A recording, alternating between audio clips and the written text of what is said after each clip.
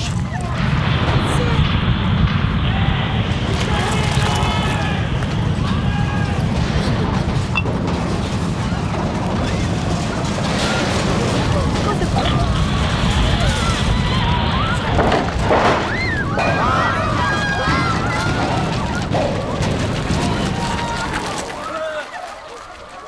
La flèche de 150 mètres du monument le plus haut du monde vient de s'effondrer. La catastrophe n'a fait aucune victime, la procession était sortie, à l'intérieur il n'y avait plus personne. Miracle, peut-être. Le miracle, c'est qu'on ait pu élever de tels édifices et qu'aujourd'hui encore, 7 à 8 siècles plus tard, ils pointent toujours aux horizons de nos campagnes.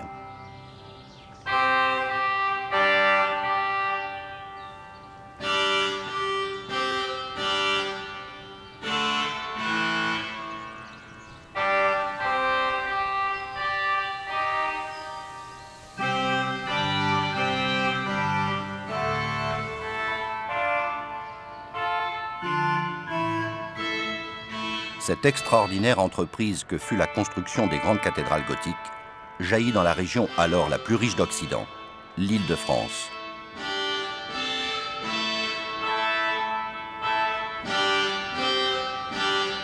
En 2 siècles seulement, les XIIe et XIIIe siècles, les sujets du roi de France se mettent à ériger pas moins de 80 cathédrales. Très rapidement, la mode gothique gagne toute l'Europe.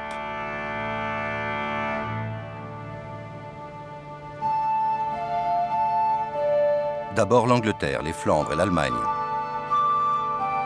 puis de l'Espagne à la Pologne, de la Suède à Chypre.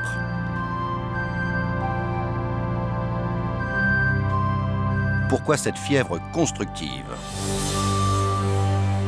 Elle vient de l'époque romane. En l'an 1000, la France sort d'un siècle d'années noires dû à l'effondrement du pouvoir royal. Ce fut une période de sang, de feu et de larmes, de guerre féodale incessante.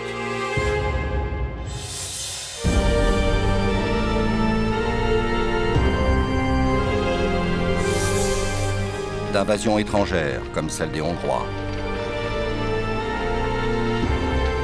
avec pour conséquence la désorganisation de la production agricole, la famine, les épidémies. Une population qui s'amenuise et qui ne comprend pas pourquoi le Tout-Puissant permet tant de barbarie. Les villes achèvent de se vider. Les gens vont se réfugier au fond des campagnes et des forêts.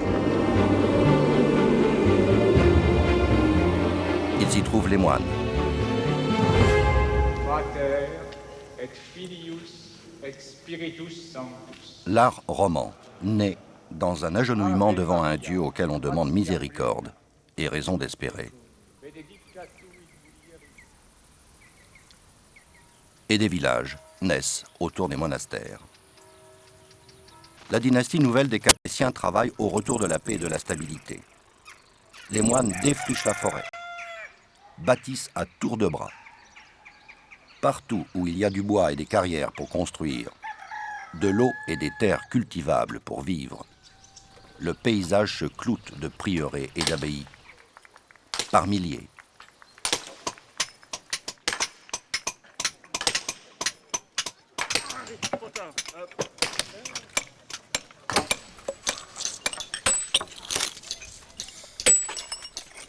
Pas de cathédrale sans cette frénésie de la construction de l'époque romane.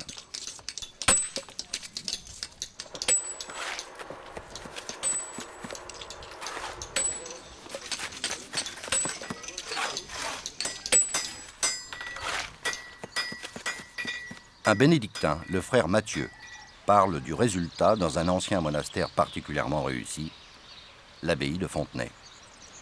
Le roman, c'est une architecture faite pour les moines et par les moines. Il y a une espèce d'osmose qui fait que ce que les moines ont trouvé pour leur propre vie a pu s'adapter à l'ensemble des chrétiens. C'est une architecture à taille humaine, une architecture du terroir. D'ailleurs, les deux sont liés, les moines sont très proches des villages. Et c'est une architecture qui peut être construite finalement dans un village parce que c'est une architecture de maçons. C'est des gens qui construisent des murs et pour couvrir ces murs, ils ont inventé la voûte. Jusque-là, on construisait avec des charpentes. Bon, alors les charpentes, ça brûle facilement. Donc là, ils ont commencé à pouvoir faire des voûtes suffisamment larges pour avoir des vaisseaux quand même pas trop étroits. C'est leur grande découverte, la voûte en berceau. Et en fait, ça permettait de jouer avec la lumière la lumière intériorisante, la vraie lumière de la profondeur. À cette époque, la quête du salut était considérée comme l'activité essentielle de l'homme sur la Terre. La statuaire des premiers temps de l'art roman exprimait encore ce règne de l'imploration. Quand une myriade de démons promettait aux pécheurs les affres de l'enfer.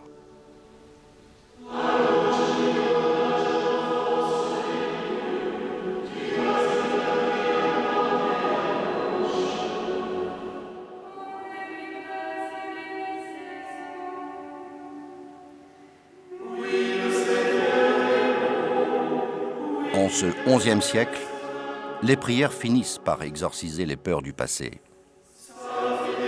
Le portail de Vézelay présente un Christ accueillant qui invite ses apôtres à porter partout la bonne parole et à dire à l'humanité souffrante que Dieu lui ouvre la porte. La foi s'embrase, l'espoir renaît.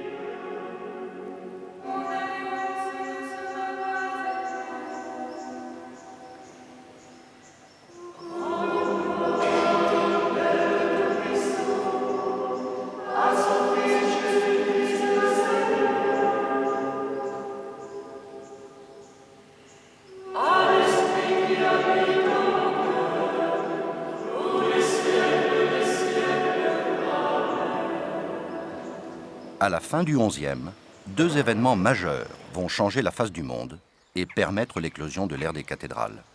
La réforme du pape Grégoire VII et les croisades. Les croisades partent de Vézelay où Saint Bernard prêche à la demande du pape la reconquête des lieux saints. Au départ, c'est un grand élan de foi. On prend conscience que les lieux où Jésus a vécu sont aux mains des musulmans. Et c'est d'ici que rois, seigneurs et chevaliers partent en croisade. Au lieu de se battre entre eux, les princes chrétiens vont se battre contre ceux qu'on appelait les infidèles. Les croisades éloignent les seigneurs. Ils reviennent souvent ruinés. Elles permettent donc l'éclosion de la bourgeoisie des villes. Les cathédrales sont un phénomène urbain. Le mouvement de construction des cathédrales, qui est un mouvement populaire, mais en fait populaire, ça veut dire finalement essentiellement les bourgeois, ceux qui quand même ont l'argent dans les villes. Parce que les seigneurs sont éloignés, la papauté en profite pour reprendre en main les choses, et en particulier la nomination des évêques, la nomination éventuellement, le contrôle au moins des abbayes, etc. C'est ce qu'on appellera la réforme grégorienne. C'est une reprise en main par la papauté de l'Église. Les papes avaient perdu le pouvoir avec les Carolingiens, qui avaient mis la main sur l'Église. Et à partir de ce moment-là, le pape va nommer les évêques. C'est-à-dire les évêques ne sont plus nommés par les princes, par les seigneurs, mais ils sont nommés par le pape. Et donc c'est un gigantesque processus de centralisation, on peut dire. Reprise en main en même temps du peuple des fidèles. Reprise en main du peuple des fidèles à travers le clergé. Dans la mesure où, jusqu'à présent, le clergé, les prêtres, étaient des gens qui sortaient du peuple et qui en étaient très proches. Et d'un seul coup, on va nommer des gens qui viennent d'ailleurs, qu'on forme, et on va encadrer les gens et leur dicter des normes qu'ils doivent suivre, depuis leur baptême jusqu'à leur mort, l'enterrement, les derniers sacrements. Hors de l'église Poix de Salut, on y va. En se réorganisant, l'église se présente de plus en plus comme le seul lieu du salut, le seul endroit où on peut faire son salut.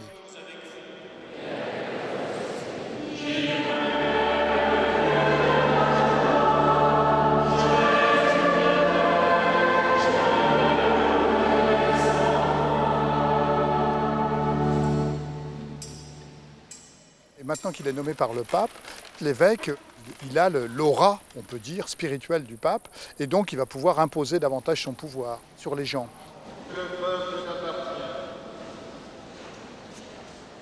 Et donc il rassemble le peuple chrétien sans problème, et on peut dire que les cathédrales vont être un instrument extraordinaire pour ce rassemblement de la foule chrétienne.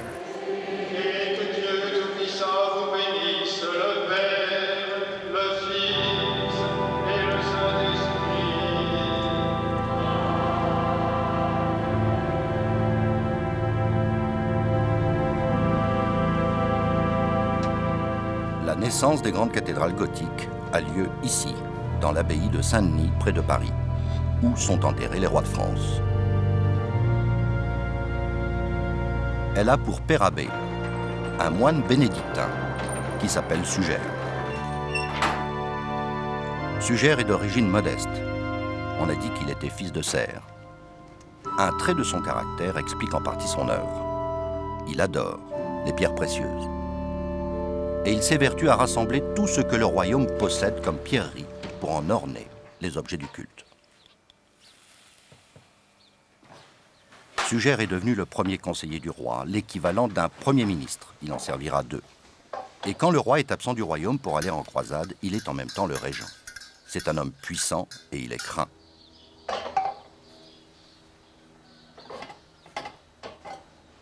Il a aussi une passion, celle de l'architecture, qu'il va mettre au service de son goût pour le somptuaire. Entré très jeune au monastère, d'extraction modeste, probablement paysanne, il a eu une ascension extraordinaire. Et à la fin de sa vie, il a réalisé au fond les rêves qu'il portait en lui. Une gloire de Dieu manifestée au peuple dont il est issu. Donc une gloire de Dieu qui doit devenir sensible aux yeux, qui doit devenir visible. Il entre dans un monastère qui lui donne la possibilité de réaliser ça. Alors effectivement, on peut dire peut-être qu'il a des goûts de nouveau riche. Il va avoir toujours le souci de montrer au peuple la richesse de l'Église. Il fera décorer une somptueuse croix pour le chœur du monastère, beaucoup de choses comme ça, et les reliquaires aussi. Les textes de Suger disent tout de ses motivations, justifiées par une théologie de la lumière. Il écrit qu'on ne peut consacrer le vin, le sang du Christ, dans de la vaisselle ordinaire, ni exposer de saintes reliques dans l'obscurité. S'il a rassemblé tant de richesses, c'est pour qu'on les voie. Or, l'église carolingienne de Saint-Denis est sombre. Il ordonne qu'on détruise le chœur et qu'on en fasse un plus grand, avec de grandes fenêtres, en empruntant une nouvelle technique architecturale expérimentée à la cathédrale de Sens.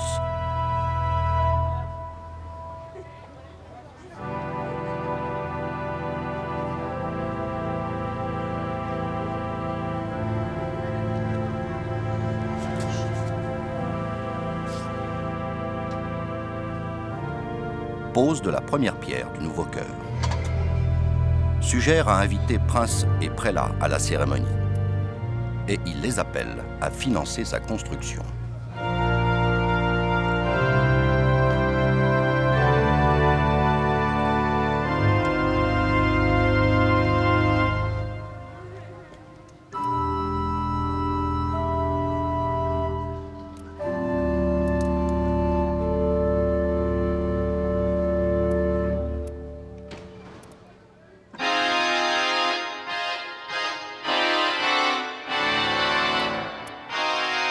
Les bourgeois sont invités à mettre la main au gousset.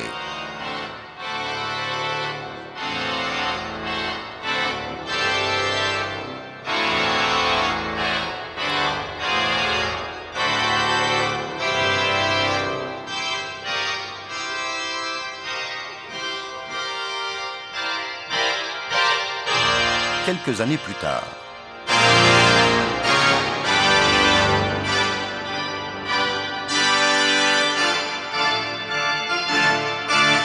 a surgi un chœur d'une taille inouïe, fait de croisées d'ogives, avec de longs vitraux qui permettent à la lumière de couler à flot et de faire resplendir les objets du culte, l'or des reliquaires. Encore faut-il que les fidèles puissent les voir. Suger a fait construire un déambulatoire qui leur permet de circuler. Il permet aussi de multiplier les chapelles latérales. Cela devient une usine à messe, qui rapporte gros depuis que les moines ont obtenu du pape le droit de la célébrer. Les messes en mémoire des morts sont payantes. La disposition des chapelles fait que les autels sont adossés au mur. Les messes jusque-là faites face aux fidèles sont désormais célébrées en lui tournant le dos. Cela ne rechangera que 8 siècles plus tard avec Vatican II. En tout cas, maintenant, les gens peuvent voir les reliques, les approcher, les toucher. Encore faut-il qu'ils puissent entrer dans l'église. Suger écrit qu'il ne veut plus, lors des grandes fêtes religieuses, de ces bousculades qui troublaient les offices, de ces attroupements de pèlerins rejetés à l'extérieur. Il ordonne qu'on refasse une nef plus grande, Suger veut aussi que le peuple des villes puisse participer aux offices. Il comprend qu'il doit voir pour croire. Voir pour croire, c'est aussi voir la messe. C'est l'époque où on va avoir l'élévation de l'Eucharistie après la consécration. On montre l'hostie et le calice au peuple. Il faut que le peuple voie, et il veut voir longuement, il veut toucher finalement avec son regard les preuves de ce qu'il croit. C'est un bon metteur en scène, Suger. Il s'agit de montrer la gloire de Dieu sur la terre, et de le faire percevoir par les gens qui viennent en pèlerinage à Saint-Denis. Et l'architecture gothique, dont il est l'initiateur, est l'architecture typique du rassemblement d'un peuple nombreux autour des mystères du Christ. Demain, ce dimanche de juin 1144, est un jour important pour Suger. Il a convoqué tous les grands du royaume pour assister à la consécration de sa nouvelle église.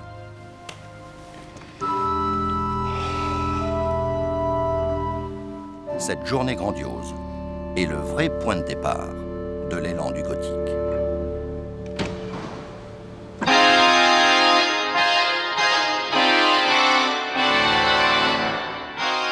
Les évêques sont éblouis par ce qu'ils voient. Le roi lui-même recommande à ses prélats de bâtir de tels édifices dans son royaume d'Île-de-France. Tous se promettent d'imiter Suger. Ils vont profiter d'une des périodes les plus heureuses de l'histoire de France, 150 ans de stabilité politique, pour édifier des monuments qui font lever les yeux et tourner l'âme vers le royaume des cieux.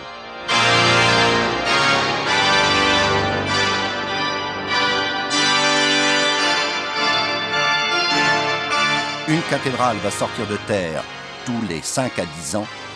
Dira-t-on encore que ce Moyen-Âge-là était l'époque de la lenteur? Faire une cathédrale n'était pas une chose simple. Quand les bâtisseurs du Moyen-Âge se lancent dans le gothique, tout est nouveau, tout est à inventer. Mais d'abord, qu'est-ce que le gothique? L'église de Vézelay en Bourgogne montre de manière frappante la différence entre le roman et le gothique. À Vézelay, le corps de l'édifice est roman. Sa tête, le chœur, fait plus tard, est gothique. Ici, tout est clair, lumineux, élancé. Là-bas, sous la voûte en berceau, les pierres chuchotent dans l'ombre. L'architecture romane est massive et basse parce que la voûte en berceau pèse très lourd. Son poids et celui de la toiture ne peuvent être supportés que par des murs très épais, murs renforcés par des contreforts. Il est difficile ici de monter très haut, ou alors on fait une forteresse.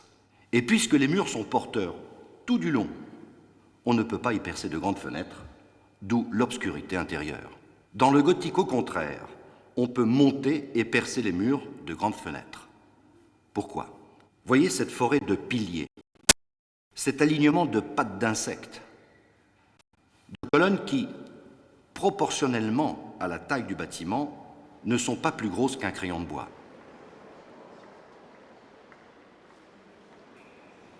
Ces piliers servent à supporter des voûtes en arc brisé, des voûtes dans lesquelles, grâce aux croisées d'ogives, le poids est canalisé et distribué sur les colonnes comme des pétales sur une tige.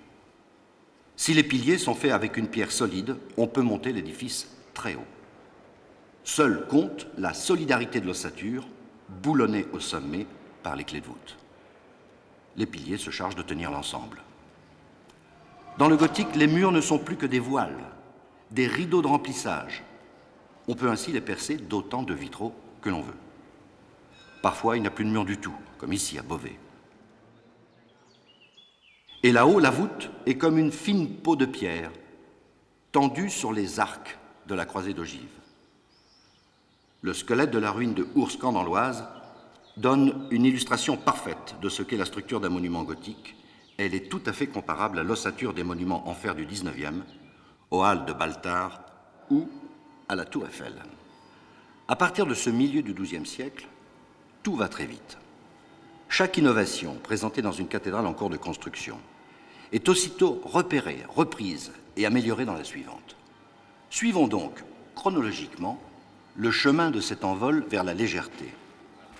Depuis la ville voisine du monastère de Ourskan, Noyon, site de la première cathédrale gothique construite en un seul jet, point de départ d'une course effrénée au record. Aussitôt après avoir vu le nouveau chœur de son ami Sugère à Saint-Denis, l'archevêque de Noyon décide de refaire sa basilique. Elle a vu le sacre de Charlemagne en l'an 800 et le couronnement de Hugues Capet en 987. L'archevêque pense qu'elle ne peut que surpasser l'abbatiale de Saint-Denis. À l'extérieur, impression de romans renforcés, de forteresse carolingienne même. Mais à l'intérieur, la lumière triomphe. Pour la première fois, une nef toute en croisée d'ogives monte à 22 mètres et permet aux surfaces vitrées d'aspirer la lumière. L'édifice a une forme de croix, avec des bouts arrondis. À l'étage, au-dessus des allées latérales, l'architecte crée des tribunes. Elles s'adossent à la nef et la contrebutent. L'archevêque de la ville voisine, Laon, est piqué au vif par tant de beauté. Sa ville est occasionnellement capitale royale. Son édifice doit absolument surpasser Noyon.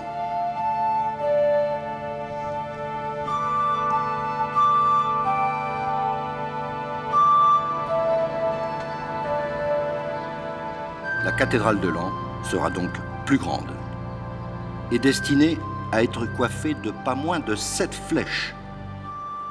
Elle a aujourd'hui tout de même 5 tours.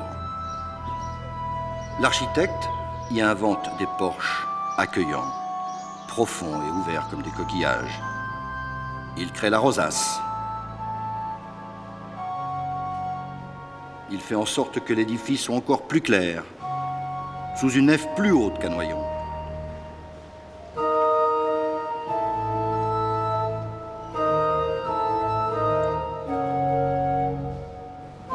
Les piliers sont harmonieusement ancrés dans le sol et de leurs chapiteaux, des colonnettes jaillissent, chacune supportant son arc de voûte. Vu du bas, ces clés de voûte font toutes petites, mais elles font quand même 250 à 300 kilos, 6 mains de diamètre, qui se trouvent suspendues en l'air. C'est la clé du système. On voit que la force descend dans ces colonnes, puisque lorsque je tape dessus, elle résonne. Si je prends la colonne d'à côté, elle ne résonne pas. Si je reprends celle-ci, qui reçoit aussi une force, elle résonne également. On dit qu'elle est tendue. Ça veut dire qu'elles serrent, elles sont comprimées par le haut et par le bas, et donc que la poussée descend par ces colonnes. Quand on dit que la cathédrale est musicale, eh bien c'est une façon de voir que l'architecture est musique, puisqu'elle nous donne des bruits. On dit que la pierre chante.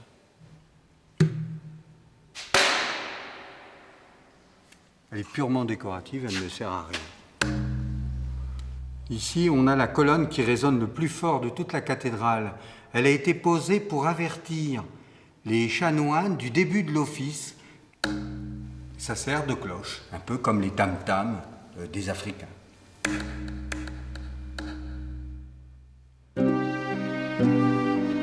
La cathédrale de Laon présente un bestiaire enchanteur. Des bœufs juchés dans les tours à la façon de chamois sur des pics rocheux. Ils semblent protéger la ville et de leur museau souffler une buée de merveilleux sur la vie quotidienne des gens.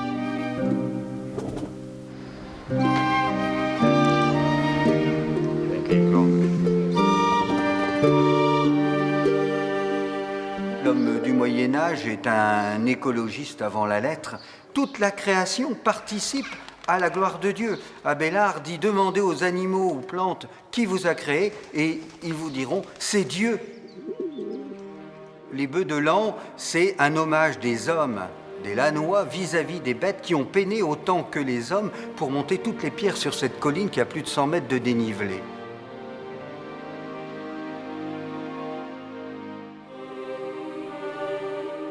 Les bâtisseurs de Laon ont réalisé un tel prodige qu'ils seront appelés à construire Chartres. Mais à une centaine de kilomètres de là, une autre cathédrale est déjà sorti du sol, dans une ville qui se considère comme la capitale intellectuelle du royaume et qui prétend devenir bientôt sa capitale politique. D'emblée, les Parisiens ont vu plus grand qu'à Laon.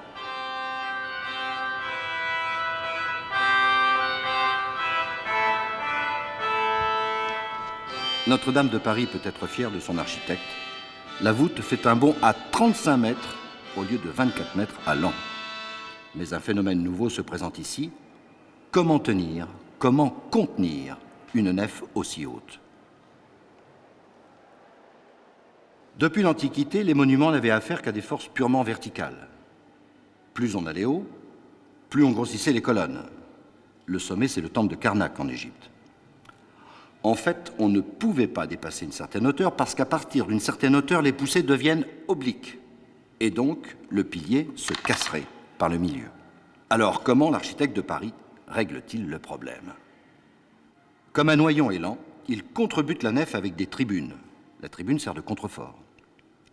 Mais comme on est ici plus haut, il crée 2 allées collatérales au lieu d'une, ce qui lui fait une sorte de double épaulement. Donc, les allées collatérales et une tribune retiennent la nef. Les ailes du transept aussi la contiennent dans une certaine mesure. On peut dire aussi de la façade, comme celle-ci à Soissons, c'est tout ce qui reste d'une église démontée. On peut dire de la façade qu'elle sert à bloquer et visser le tout. Mais à partir d'une certaine hauteur de nef, ce contrebutement de jeu de cubes ne suffit plus. Ou alors on a d'énormes et disgracieux contreforts comme celui-ci à Bourges, appliqués contre la façade après qu'une tour se soit écroulée. Des accidents, des catastrophes, il y en a eu dans l'histoire des cathédrales. C'est qu'une voûte pèse un poids énorme. Vu du bas, on pense qu'on a affaire à des pierres de la taille d'une brique. Pas du tout. Voici un voûtin gothique. C'est plus léger que la pierre d'une voûte romane, mais ça pèse tout de même 20 kilos. C'est très très lourd. Imaginez le poids de ces pierres agencées les unes contre les autres comme des pastilles. La grande tempête de décembre 99 a fourni l'occasion de se rendre compte de ce qu'était une voûte gothique. À Rouen, le vent a soufflé un pinacle en bronze de 27 tonnes qui a transpercé la toiture et crevé la voûte. Il a fallu la réparer. Et l'on voit bien qu'une voûte, ce sont des centaines et des centaines de tonnes de pierre qui pèsent au-dessus du vide, à des dizaines de mètres du sol. De quoi donner le vertige et inquiéter les architectes. À Paris, l'architecte a bien eu conscience du problème, et peut-être que tout de suite, il n'a pas osé le régler. Alors, il a mis la cathédrale hors d'eau, en la coiffant d'un toit, sans voûte, et les travaux se sont arrêtés. On cherchait une solution pour construire les voûtes. Elles se feront des dizaines d'années plus tard quand on aura trouvé cette solution. Et cette solution viendra des architectes des cathédrales suivantes, Bourges et Chartres, qui expérimentent l'innovation technique la plus significative du gothique. Ce petit truc, l'arc-boutant. C'est une constante. L'architecte de la cathédrale suivante veut faire mieux que celui de la précédente. La façade de Paris présentait 3 porches, il en aligne 5. Paris est sombre, il augmente la surface vitrée. Et pour cela, il multiplie les exploits techniques. Il supprime les tribunes à l'étage et dégage les allées latérales qui montent d'un seul jet comme de véritables petites nefs.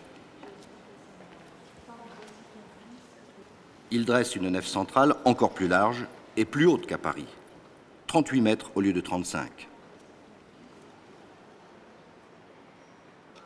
Malgré les faisceaux de colonnettes qui les confortent du sol jusqu'aux voûtes, comment les piliers tiennent-ils un tel vaisseau sans ployer? C'est ici que l'architecte invente l'arc-boutant.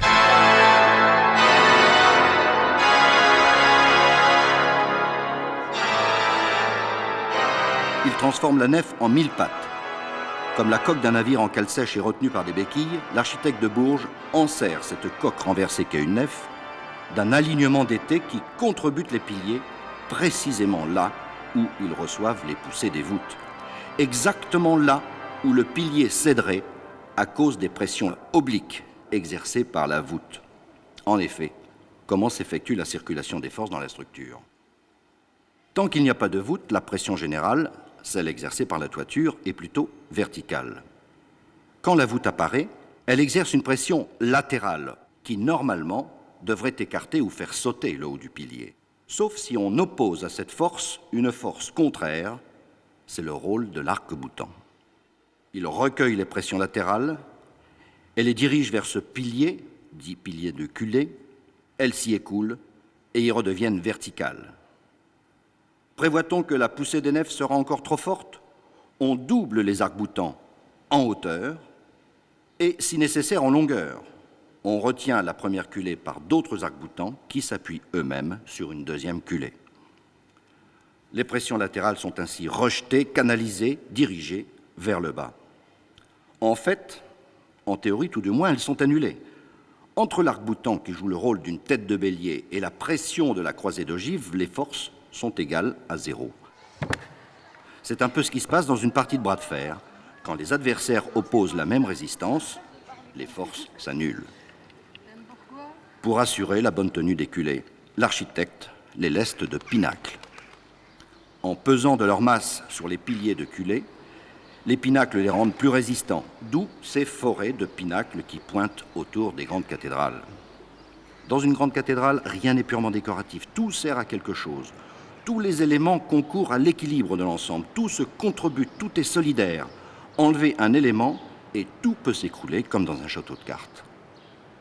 Mais en même temps, phénomène extraordinaire, la structure d'une cathédrale gothique est souple, élastique. On devine très bien que sans les arcs-boutants extérieurs, la nef éclaterait, elle exploserait. Allez dans une grande cathédrale, vous le constaterez vous-même, les piliers ne sont pas parfaitement verticaux. Ils sont légèrement courbes, légèrement galbés.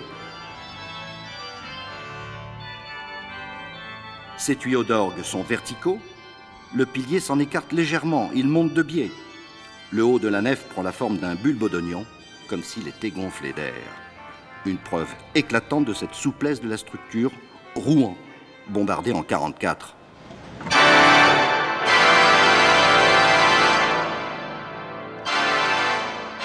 Nous avons eu très peur en 1944. J'avais 18 ans à l'époque, quand on a découvert en pleine journée la cathédrale sinistrée par plusieurs torpilles, dont 2 ont dévasté le col latéral sud. 4 arcs-boutants ont été cassés, soufflés par les bombes, un ici, un autre là, le 3e ici même et le 4e à cet endroit. Heureusement, nous avons 2 arcs-boutants ici même qui ont maintenu debout en place la cathédrale. Donc, ces 2 arcs-boutants, à eux seuls, ont contribué à soutenir toute la voûte de la nef. Sans ces 2 arcs-boutants, on peut imaginer que la voûte de la cathédrale se serait effondrée. Exactement. Pour moi, c'est un miracle, oui.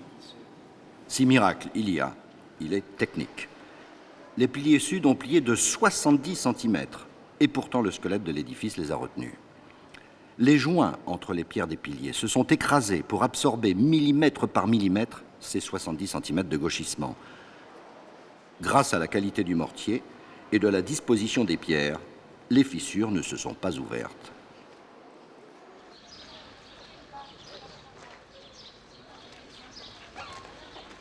L'architecte de Chartres, construite quasiment en même temps que Bourges, avait deviné tout cela. Dans la confection des arcs-boutants, on voit que lui aussi, expérimenté, qu'il tâtonnait, et qu'il a été extrêmement prudent. Par exemple, ces murs de culée qui retiennent les arcs-boutants, ils sont très épais. Ils contrebutent la nef comme s'ils montaient à l'assaut d'une forteresse. Et l'architecte avait de bonnes raisons de prendre des précautions. Si la cathédrale de Chartres ne monte pas aussi haut que celle de Bourges, par contre, elle bat tous les records en matière d'espace. Le chœur le plus vaste et la nef la plus large, 16 mètres de voûte en surplomb, qui tiennent grâce à une nouveauté, des voûtes rectangulaires quadripartites, au lieu des voûtes carrées sexpartites des cathédrales précédentes portées par 6 piliers.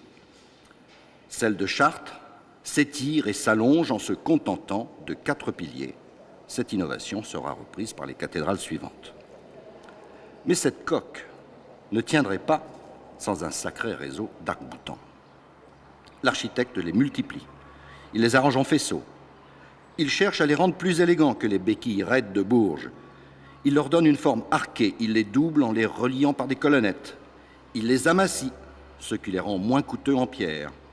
Il cherche à les rendre plus décoratifs. Cela dit, les architectes du gothique se préoccupaient-ils vraiment de l'aspect esthétique extérieur de leur monstre? Sans doute pas. La cathédrale gothique est le premier monument dans l'histoire de l'architecture jamais construit qui rejette son squelette à l'extérieur du corps de l'édifice.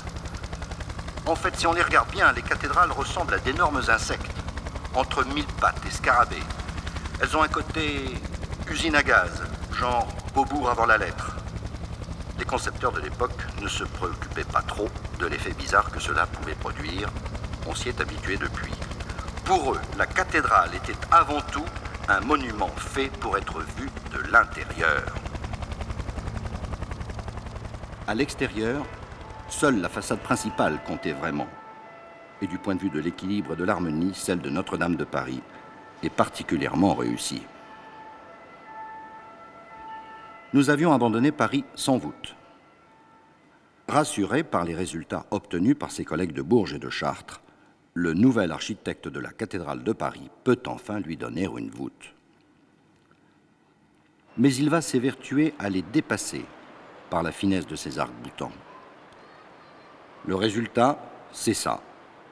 Un chevet retenu par ces longs jambages qui partent en fourche. C'est ce rayonnement d'arcs-boutants qui, entre toutes les cathédrales, donne à Notre-Dame de Paris la plus belle croupe.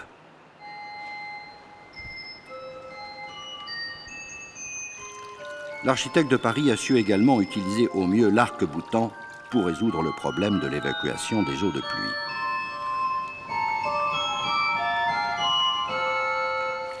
La surface recueillant les eaux pluviales est immense. D'où la complexité du réseau des chenaux, des caniveaux et des rigoles qui conduisent l'eau jusqu'aux bouches des gargouilles. Les gouttières verticales se bouchaient de feuilles et de cadavres de pigeons. L'arc-boutant est utilisé comme un aqueduc qui, grâce à sa pente, se nettoie de lui-même.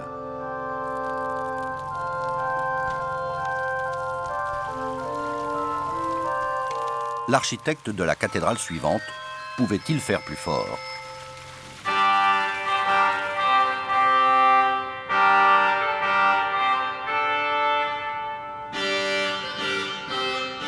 Reims est la cathédrale du sacre des rois de France. Alors il monte plus haut encore. Et il veut épater ses prédécesseurs en donnant de l'harmonie et de la perfection à tous les détails. En lui donnant des vitraux plus resplendissants. Les admirables proportions de la cathédrale de Reims. Et surtout, en la couvrant à l'intérieur comme à l'extérieur d'un recueil inouï de statues.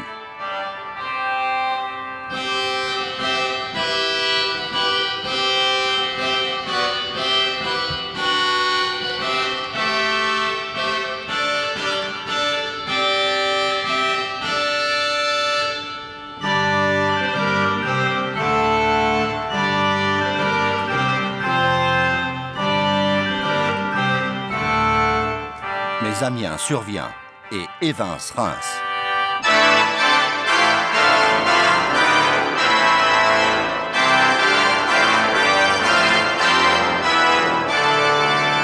C'est un apogée.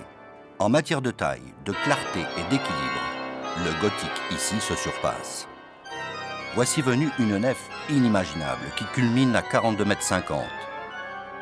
La surface la plus vaste, qui peut accueillir 10 000 fidèles. Jamais on n'avait vu la pierre prendre un tel élan, se réduire à une telle abstraction entre les enfilades de vitraux. 90% de la surface des murs est vitrée, c'est le gratte-ciel en verre de l'époque. Tout en se satisfaisant d'arcs-boutants aussi aériens.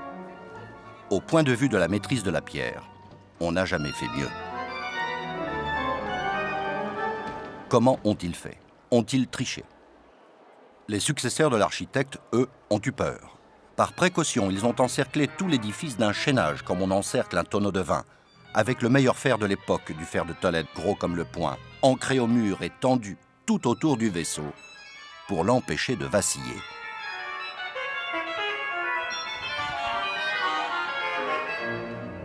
En fait, c'est une redécouverte récente. Les grandes cathédrales gothiques sont ficelées de fer.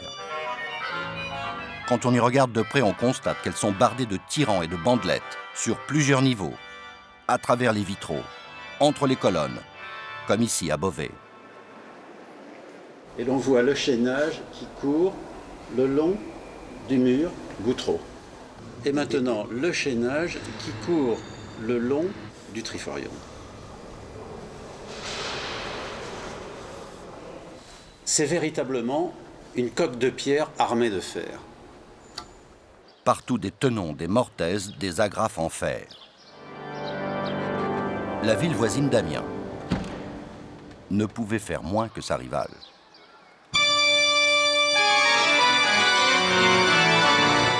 Beauvais sera-t-elle abandonnée par Dieu aux malins pour punir ses commanditaires de leur péché d'orgueil? La nef d'Amiens faisait 42 mètres. Dans le chœur, l'architecte approche ici les 50 mètres. C'est la cathédrale de tous les records.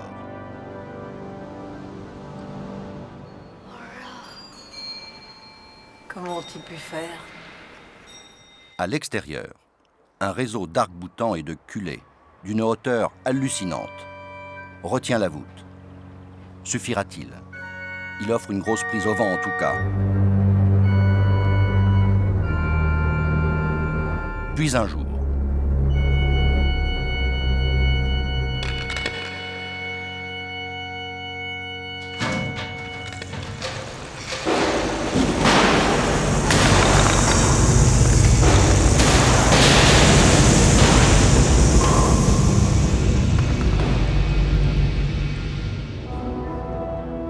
après l'accident, l'architecte a doublé les piliers du chœur.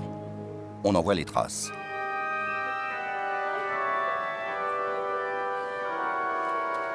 Et il a refait la voûte. Le monument en est resté là. Un chœur sans nef principale.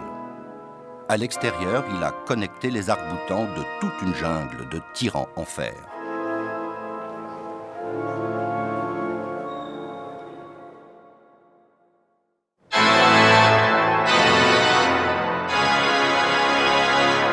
Depuis le XIIIe siècle, cet exploit en pierre absolu qu'est Beauvais n'a jamais cessé d'être malade et d'être soigné. Mais il tient toujours. Les tirants en bois qui la confortent aujourd'hui sont-ils nécessaires? Personne, pas même un architecte, ne peut le dire avec certitude. C'est une simple précaution. Une impressionnante précaution. Les hommes audacieux et habiles, architectes et ouvriers qui ont réalisé de tels prodiges, avec les moyens de l'époque, qui sont-ils? Comment ont-ils procédé?